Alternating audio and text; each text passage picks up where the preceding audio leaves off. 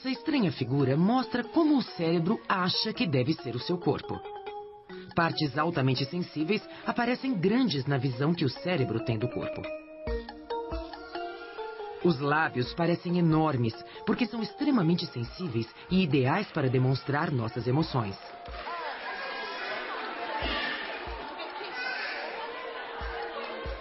As crianças usam instintivamente os lábios para explorar o mundo à sua volta. A bola estimula os nervos em seus lábios, enviando sinais a esta parte muito específica do cérebro. Uma parte diferente do córtex sensitivo se ativa quando você toca alguma coisa com o dedo indicador direito.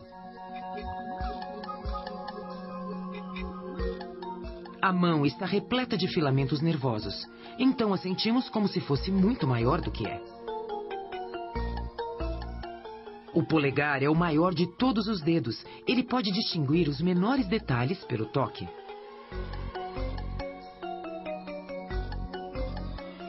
O dorso da mão estimula bem menos células nervosas no córtex do que a palma.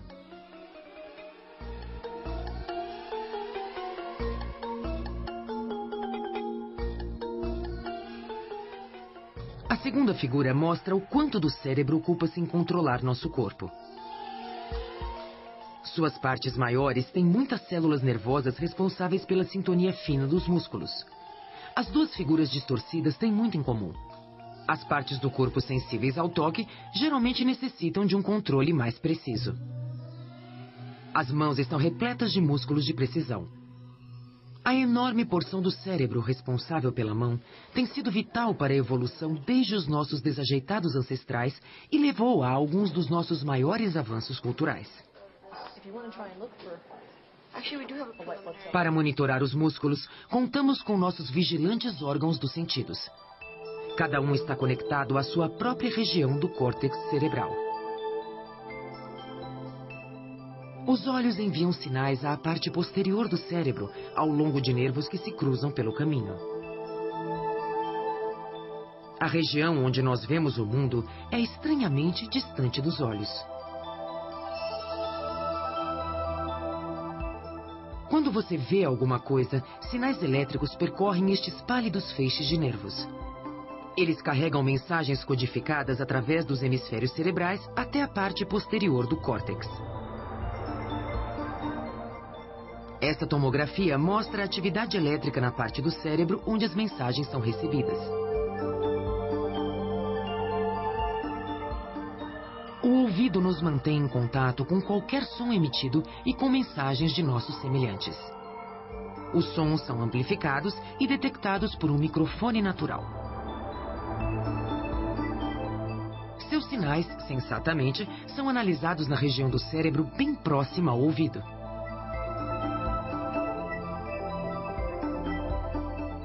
Os odores são transmitidos por moléculas invisíveis até a parte posterior do nariz.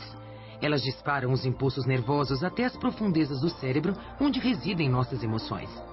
É por isso que os odores podem trazer de volta velhas emoções e recordações. Aqui, o odor de um perfume alerta várias partes do cérebro. A região inferior à direita está evocando uma imagem associada ao odor.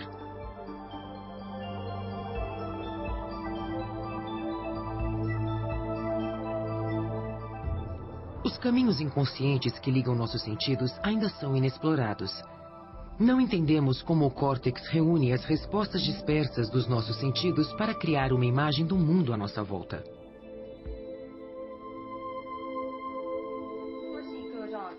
A maioria das coisas que fazemos envolve particularmente todo o cérebro. Qual é o significado da palavra lei? Até algo tão simples quanto responder a uma pergunta. Muito bem. Nós precisamos ouvir as palavras, entendê-las, consultar nossa memória e então dar a resposta.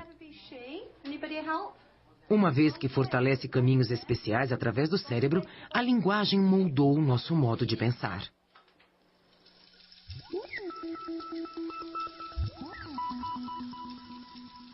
Esta área organiza nossos pensamentos de acordo com as regras da gramática. Ela envia sinais à região que coordena nossa respiração, cordas vocais, língua e lábios, o que nos permite falar. Conmigo. Muy bien, perfecto. Now we're on a conjugation round. A linguagem nos ajuda a aprender novos fatos e ideias, mas não podemos nos lembrar de tudo que nos foi ensinado na escola secundária. O cérebro é seletivo, escolhe o que parece ser importante e armazena informações em 2 estágios. O primeiro é a memória imediata.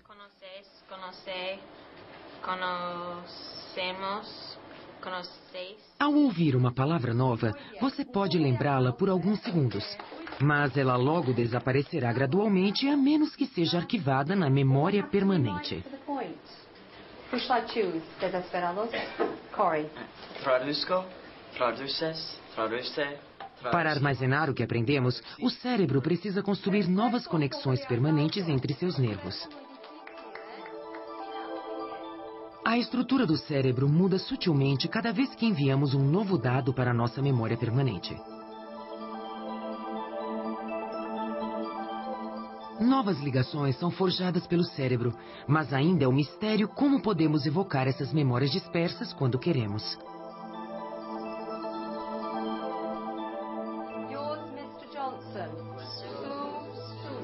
Com repetição constante, as memórias tornam-se mais profundamente gravadas. O cérebro pode ensinar a si mesmo, repetindo mentalmente palavras e fatos. Notavelmente, a técnica também funciona com trabalhos físicos.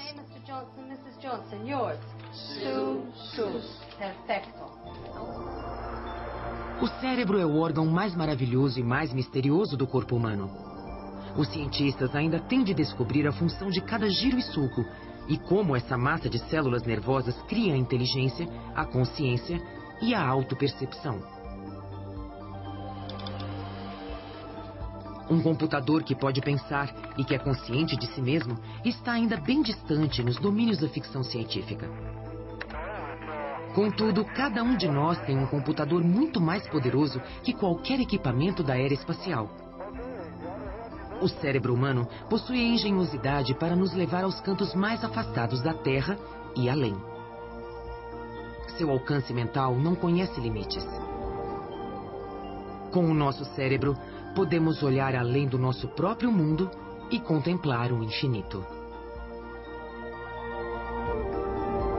Versão brasileira Tempo Filmes, São Paulo.